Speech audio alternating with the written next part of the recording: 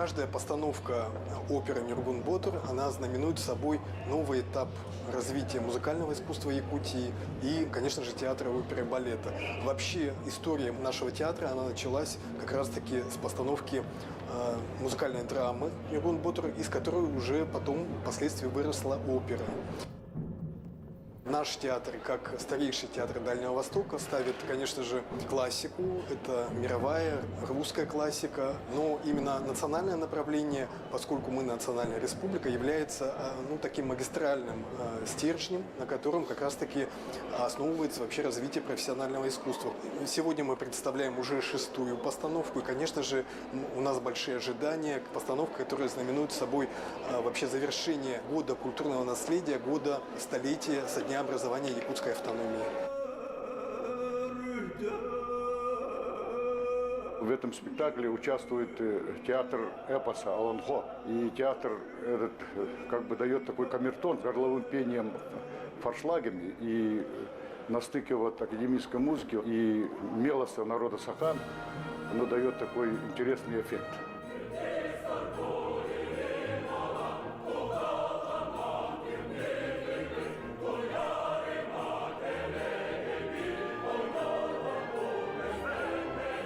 Якутский композитор Марк Николаевич Жирков первоначально создал музыкальную драму «Нюргун Ботор» на основе песенного фольклора.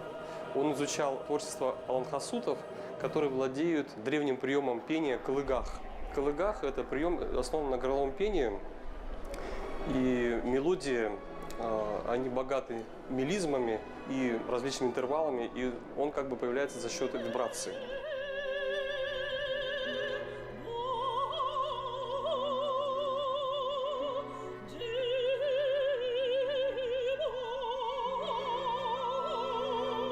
После конкурса Чайковского, когда я получила золотую медаль, мне подарили вот эти серьги. Поэтому очень даже символично то, что я сегодня в этих серьгах буду исполнять именно партию Кюнкюбе.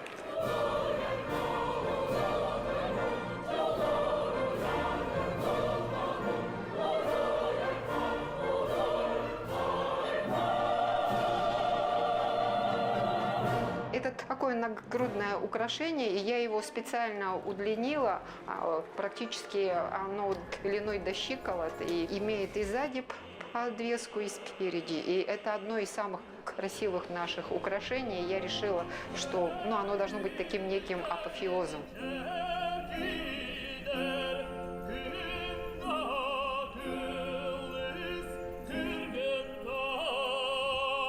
Руслан Мурсикаев, молодой перспективный московский композитор, создал новую партитуру для симфонического оркестра, хора, солистов. И, конечно, музыка в корне изменилась. Во-первых, тройной состав, появилась динамика, эпичность, богатство тембральных красок. Прежде всего, авторами было принято решение сохранить вот именно признаки аланхо. В оперу введены национальные якутские инструменты, это хамус, варган якутский, якутская скрипка, карымпа, различные ударные инструменты. То есть мы это ввели интермедиями между симфоническими полотнами.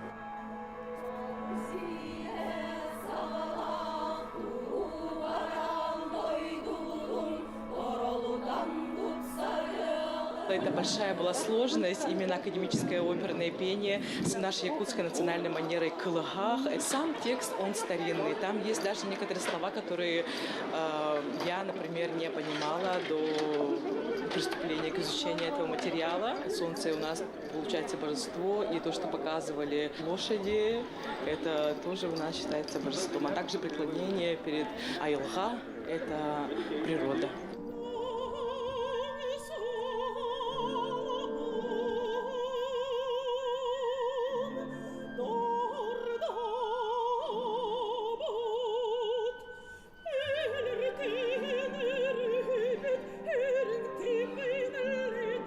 Моя роль Нюргун Ботор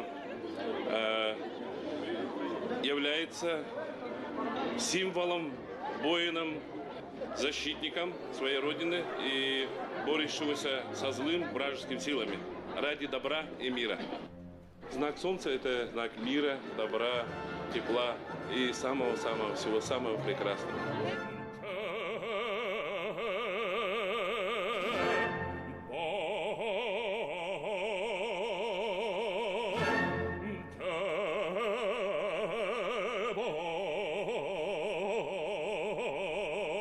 Когда в 30-е годы Платон Аюнский, наш Гомер, написал эпос «Нюргунбот стремительный», то он собрал, как он говорит, из 30 эпосов разных народов собрал этот эпос. Хотя это, конечно же, эпос является достоянием народа Сахан, но в то же время, когда ты глубже вчитываешься в этот эпос, то ты обнаруживаешь, что, оказывается, у нашего эпоса истоки древнейшие, шумерские, скифские, древнехунские, древнетюркские.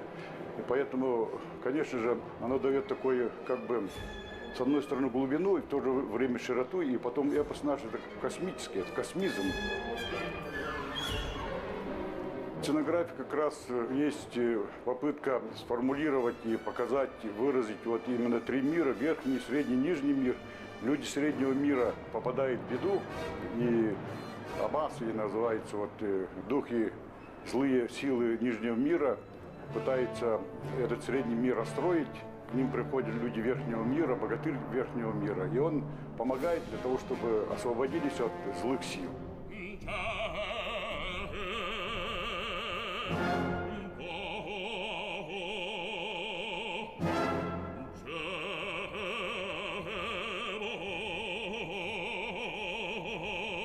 В этом спектакле мне захотелось сделать такой синтез разной хореографии. В верхнем мире это у меня стерхи. Они, конечно же, у меня больше классика, это классический балет, но я его синтезировала с этностилем. У меня есть нижний мир, я решила сделать там, отойти от классики, от всего, и там у меня современная хореография. И средний мир – это, конечно же, национальный танец, это обрядовость, как полагается в национальных операх. Я вот Угутаки, это главный Нижнего мира. Он главный злодей, который похитил Туярмуко, и его побеждает Нюргунбатур. Волонко так и он и в змея превращается, и в медведя, и в дракона.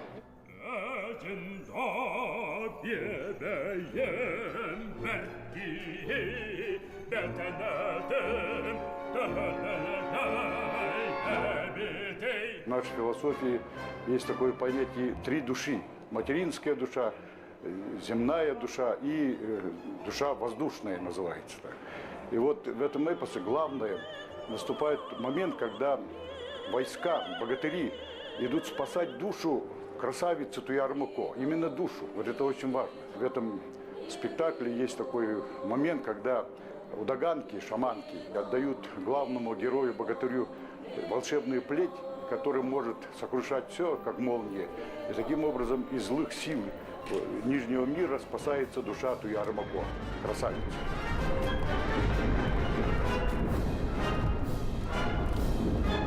Символ якутского мироздания – это алгукмас, на основе которого сделано целиком пространство. То есть все эти вертикали, горизонтали, они являются мировым древом, то есть составной частью.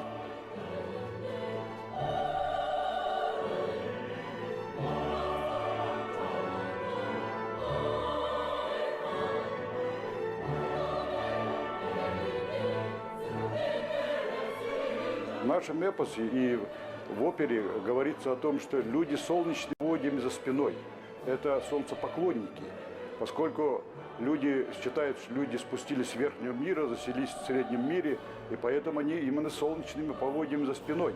И на них действуют лучи солнца. Поэтому в спектакле очень-очень много моментов поклонения солнцу, животворящему солнцу.